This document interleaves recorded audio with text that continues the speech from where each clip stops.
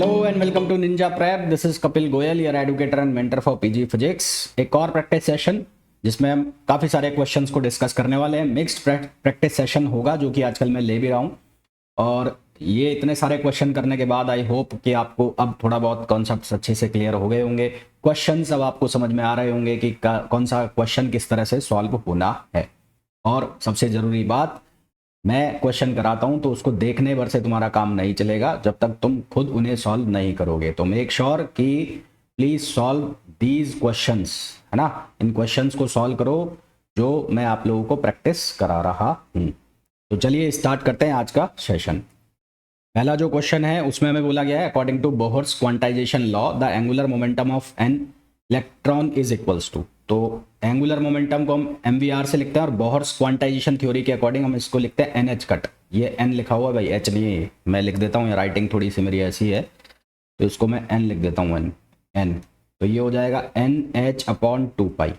तो हमारे पास जो आंसर आ जाएगा कौन सा आ जाएगा, बी आ जाएगा। Next, for any physical system in which the coordinate are periodic function of time the quantum conditions are. तो यहाँ पर आपको यूज करना है बोहर सोमरफेल्ड क्वांटाइजेशन फॉर्मूला या रूल। तो बोहर्स सोमरफील्ड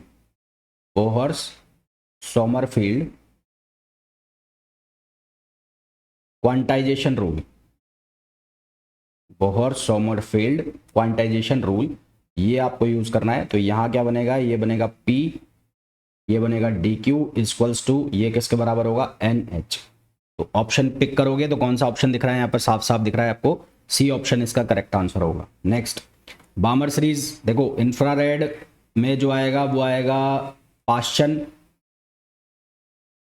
ब्रैकेट और पी फंड। ये तीनों किस में आ जाएगी, इंफ्रारेड रीजन में आएगी। विजिबल में कौन सी आएगी, विजिबल में आएगी बामर। इसी तरह से यूवी जो है उसमें कौन आ जाएगा, लाइमन सीरीज आ जाएगी। तो आपको पूछा है बामर का, तो बामर कौन सी रेंज में आ जाएगा, विजिबल रेंज में आ जाएगा। बामर कौन सी रेंज में आ जाएगा, विजिबल रेंज में आ जाएगा। ठीक है, नेक्स्ट क्वेश्चन में आइए। नेक्स्ट में पूछा है change in entropy is. Entropy में जो चेंज है वो इनमें से कौन सा सही स्टेटमेंट है। देखो, एंट्रोपी में चेंज को अगर मैं ds से लिखूं तो ds बराबर 0, ये होता है रिवर्सिबल के लिए, ये रिवर्सिबल के लिए। यदि मैं ds ग्रेटर देन 0 लिखता हूं तो ये होता है इरिवर्सिबल के लिए, इरिवर्सिबल। और अगर मैं ds लेस देन 0 लिख रहा हूं तो ये इम्पॉसिबल प्रोसेस है। ऐसा प्रोसेस हो ही नहीं सकता क्योंकि एंट्रोपी जो है वो लगातार इंक्रीज करती है, लगातार बढ़ रही है। तो हमें पूछा है कि positive in an irreversible change, तो पॉजिटिव होगा इरिवर्सिबल चेंज के अंदर, सही है। नेगेटिव, नेगेटिव तो होगा ही नहीं, तो ये गलत हो गया। पॉजिटिव इन रिवर्सिबल, तो ये गलत है और ये भी गलत है क्योंकि रिवर्सिबल में तो ये किसके बराबर रहेगा, 0 के बराबर रहेगा। तो हमारे पास जो आंसर आ जाएगा वो क्या आ जाएगा, ए आ जाएगा। नेक्स्ट क्वेश्चन पे आ जाइए। The first law of thermodynamics. तो फर्स्ट लॉ ऑफ थर्मोडाइनमिक्स बताता है कंजर्वेशन ऑफ एनर्जी को। एक टाइप की एनर्जी दूसरे टाइप में की एनर्जी में कन्वर्ट हो रही है। आप यही तो लिखते हो डेल क्यू, आप यही तो लिखते हो कि हीट जो है, total heat given to the system is equals to total work done, एक साइक्लिक प्रोसेस में। तो एक टाइप की हीट कन्वर्ट हो रही है दूसरे टाइप की हीट के अंदर। तो यहाँ पर जो कंजर्वेशन हो रहा है वो किसका हो रहा है, एनर्जी का कंजर्वेशन हो रहा है। Next, a particle of mass. Particle का जो मास है वो दिया है 10⁻⁻6 ग्राम, ये पार्टिकल का मास है। वेलोसिटी जो दी है वो पार्टिकल की वो है 100 मीटर पर सेकेंड। तो de Broglie wavelength lambda equals to p h upon p, lambda equals to h upon p. तो h और p की वैल्यू आपने सब्सटीट्यूट कर दी mv। तो h को ऐसा रहने दो, इसको किलोग्राम में कन्वर्ट करो। किलोग्राम में कन्वर्ट करोगे तो ये हो जाएगा 10⁻⁻9। यहाँ पर मैं लिख देता हूँ 10⁻⁻9 किलोग्राम। वेलोसिटी इसकी कितनी दे रखी है, 100, तो वेलोसिटी हो गई 100। तो ये बच गया लैम्बडा इक्वल्स टू h अपॉन 10⁻⁻7, -7 है माइनस, यहाँ पर आएगा -7। अब इस -7 को ले जाओ न्यूमरेटर में, तो ये हो जाएगा 10⁻7h। आंसर आपके पास आ जाएगा कौन सा, option A. Next, the longest wavelength that can produce photo electric effect. देखो 500 nm दिया हुआ है तो सीधा सा फॉर्मूला लगाओ, यहाँ 1240 अपॉन ये आ जाएगा लैम्बडा किस में, nm में। अगर ये आर्मस्ट्रॉन्ग में होता तो फिर इसको आप ऐसे लिखते 12400 और यहाँ पर लैम्बडा आर्मस्ट्रॉन्ग में। ये आपको आंसर देगा किस में, इलेक्ट्रॉन वोल्ट में। तो इसको जब आप यूज करोगे तो 1240, लैम्बडा की वैल्यू यहाँ लगा दो 500, ये आ जाएगा अप्रॉक्सीमेट 2.48 इलेक्ट्रॉन वोल्ट। और जो कि नियर अबाउट हो जाएगा 2.5 इलेक्ट्रॉन वोल्ट के। ये मैंने आपको पहले भी डायरेक्ट बताया हुआ है, ये वहीं से निकाला ये phi=hc/λ। तो इतना बड़ा करने का टाइम होता नहीं है, तो डायरेक्ट ये फॉर्मूला यूज़ करो, सीधा आंसर निकालो, है ना। वो h की वैल्यू रखोगे, फिर c की वैल्यू रखोगे, फिर उसकी कैलकुलेशन करोगे, इतने में तो 2 क्वेश्चन हो जाएंगे। Next, according to Maxwell law of distribution. अब मैक्सवेल लॉ ऑफ डिस्ट्रीब्यूशन के अकॉर्डिंग 3 हम स्पीड निकालते हैं। एक हम निकालते हैं VRMS, उसकी वैल्यू आती है √3RT/m। एक निकालते हैं हम एवरेज, एवरेज की जो वैल्यू आती है वो आती है 8RT/πm। और एक हम निकालते हैं कौन सी, मोस्ट प्रोबेबल, मोस्ट प्रोबेबल की वैल्यू आती है 2RT/m। अब इनमें सबसे ज़्यादा कौन सी होती है, तो उसको याद करने का तरीका है, RMS का निकाल लो R, एवरेज का निकाल लो A, और मोस्ट प्रोबेबल का निकाल लो M। तो ये बन गया राम, क्या बन गया, राम। तो R सबसे ज़्यादा, फिर A और फिर M। तो इस तरह से इसको याद कर लो, याद हो जाएगा। तो सबसे ज़्यादा कौन सी है, RMS है, तो मोस्ट प्रोबेबल स्पीड कम हो गई एवरेज से भी और रूट मीन स्क्वायर से भी, तो आंसर कौन सा आ जाएगा, D आ जाएगा। नेक्स्ट क्वेश्चन पे आ जाओ। Fermions are particle. फर्मियोन्स वो पार्टिकल्स होते हैं जो क्वांटम स्टैटिस्टिकली इनडिस्टिंग्विशेबल होते हैं। फर्मियोन्स जो FD स्टैटिस्टिक्स को फॉलो करते हैं, तो एंटी सिमेट्रिक फंक्शन को फॉलो करते हैं फर्मियोन्स, और जबकि अगर बोसोन्स होता तो वो सिमेट्रिक फंक्शंस को फॉलो करते हैं। तो हमारे पास कौन सा आ जाएगा, ऑप्शन D। और अगर बोसोन्स होता तो वो सिमेट्रिक को फॉलो करते हैं। इन माइक्रो कैनोनिकल एंसेंबल, देखो माइक्रो कैनोनिकल एंसेंबल है, जो माइक्रो कैनोनिकल एंसेंबल ये होता है आइसोलेटेड, और आइसोलेटेड है, साथ में यहाँ पर EVN को कांस्टेंट रखा जाता है। तो आइसोलेटेड सिस्टम ना तो हीट को एक्सचेंज करेगा और ना पार्टिकल को, तो neither heat, neither energy, nor particles, nor particles. अगर आपको बोला जाता है कैनोनिकल, कैनोनिकल तो कैनोनिकल होता है क्लोज्ड, और क्लोज जो होगा वो केवल किसको शेयर करेगा, एनर्जी को। तो ये एनर्जी को क्या करेगा, एक्सचेंज करेगा। और अगर आपको बोला जाए ग्रैंड कैनोनिकल, ग्रैंड कैनोनिकल, तो ग्रैंड कैनोनिकल क्या है, ये ओपन सिस्टम है, और ये ओपन सिस्टम है तो दोनों को एक्सचेंज करेगा, यानी कि पार्टिकल को भी और एनर्जी को भी। अब माइक्रो कैनोनिकल हमें पूछा है, तो ये तो ना तो एनर्जी को एक्सचेंज करना और ना पार्टिकल को। तो ऑप्शन कौन सा आएगा, एक can exchange neither energy nor particle with B, तो ऑप्शन सी हमारे पास करेक्ट आंसर होगा। An open system that can, open system कौन सा है यहाँ पर जो दोनों को एक्सचेंज कर सकता है, तो वो होता है ग्रैंड कैनोनिकल, अभी मैंने आपको बताया। Next, the radiation from stars follow a black body curve. अब ये जो रेडिएशन वाला जो कर्व है, ब्लैक बॉडी कर्व जो बनता है, ये होता है प्लैंक्स लॉ, ये होता है planks law.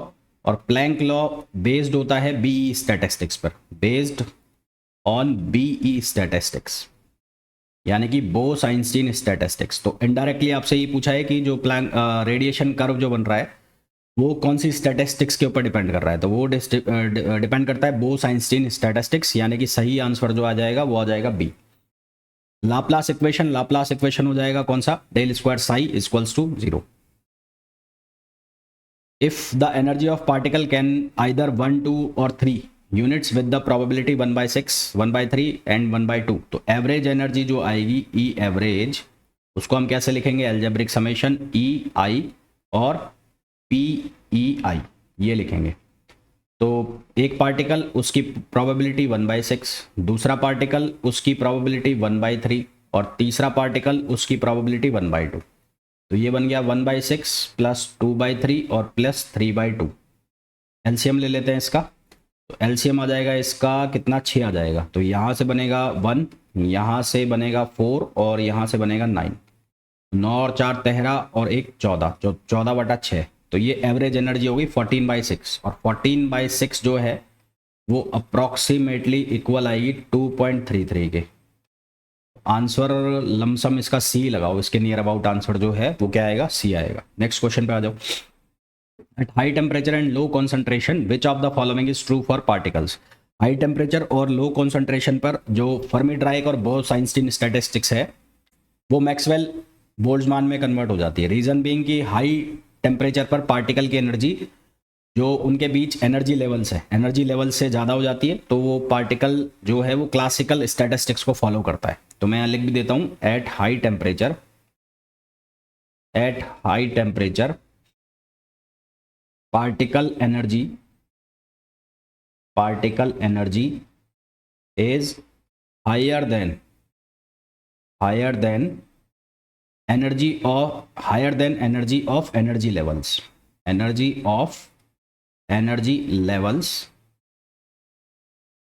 hence it follows classical statistics. तो ये जो फर्मी ड्राइक और बोस-आइंस्टीन है ये कन्वर्ट हो जाता है किसमें, मैक्सवेल बोल्ट्जमान में. नेक्स्ट पे आ जाओ. फॉर एंगुलर देखो एल स्क्वायर और एल जेड बराबर होता है 0 के, तो ये गलत हो गया, ये गलत हो गया. और L X L Y equals to होता है आयोटा एच कट और एल जेड, और एल एक्स एल वाई 0 नहीं होगा, तो सही आंसर हमारे पास क्या आ गया, सी आ गया. नेक्स्ट क्वेश्चन पे आओ.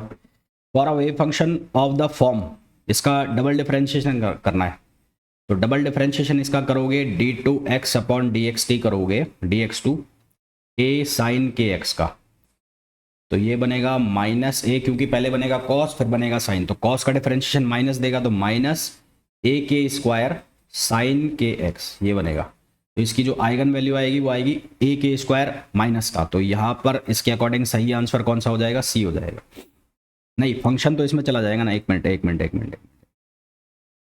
तो इसको अलग करके लिख लो, तो ये हो जाएगा के स्क्वायर माइनस का, और ये हो जाएगा ए साइन के एक्स, तो आइगन वैल्यू जो है ये हो जाएगी माइनस के स्क्वायर, तो आंसर जो हमारे पास है वो कौन सा आएगा, वो आएगा ए माइनस के स्क्वायर, है ना, ये इसकी आइगन वैल्यू हो जाएगी, है ना.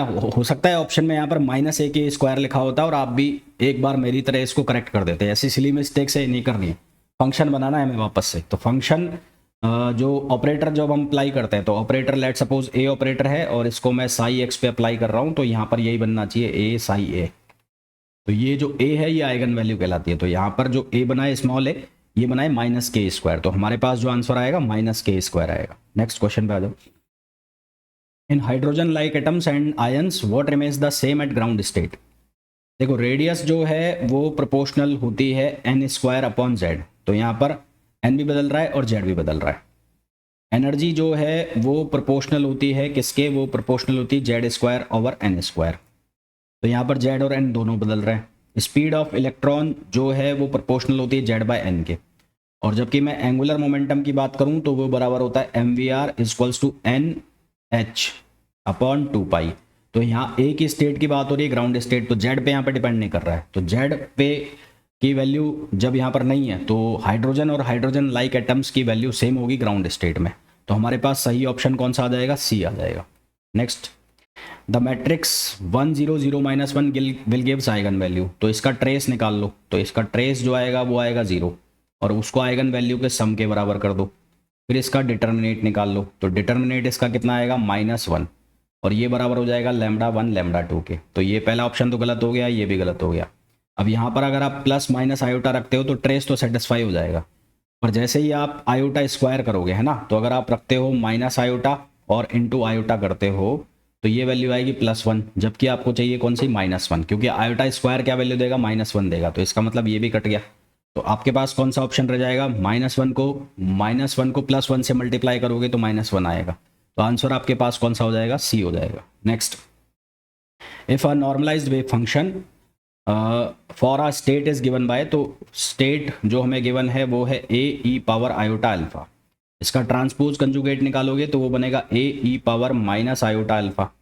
अब नॉर्मलाइज है तो नॉर्मलाइजेशन में ओवरऑल स्पेस में इसकी जो वैल्यू होगी वो 1 होगी, तो ये लिखा जाएगा माइनस इनफाइनाइट टू इनफाइनाइट, ये बन जाएगा ए स्क्वायर और डी एक्स इक्वल्स टू 1, क्योंकि ई पावर आयोटा अल्फा और ई पावर माइनस आयोटा अल्फा एक दूसरे को खत्म कर देंगे, तो यहाँ से बनेगा a square minus infinite to infinite d x equals to 1.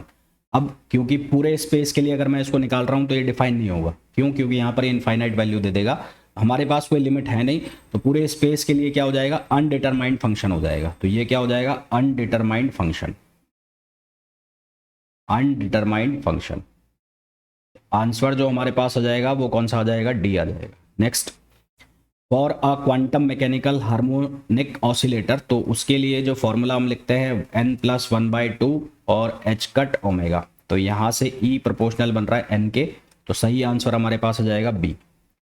Quantum particle in potential v x equals to b x the Schrodinger equation. तो श्रोडिंजर इक्वेशन हम लिखते हैं minus H cut square upon 2m del square psi plus v psi equals to E psi. तो यहाँ v की value substitute कर दो, तो v की वैल्यू है बी एक्स, तो ये हो जाएगा minus H cut square upon 2m, ये हो जाएगा del square psi plus B x psi equals to E psi. तो साई हमने कॉमन ले लिया, तो यहाँ से बन जाएगा minus H cut square over 2m, ये हो जाएगा del 2 upon del x2 plus B x, और ये बना psi equals to E psi. तो ऑप्शन मैच कराओ सेकंड ऑप्शन, तो सही आंसर हमारे पास कौन सा हो जाएगा, सेकंड हो जाएगा। Next, helium neon laser is, helium neon laser जो होती है वो 4 लेवल लेजर होती है। 4 लेवल का मतलब हो गया इसमें एनर्जी के 4 लेवल होते हैं, तो 4 levels of energy, 4 level of energy.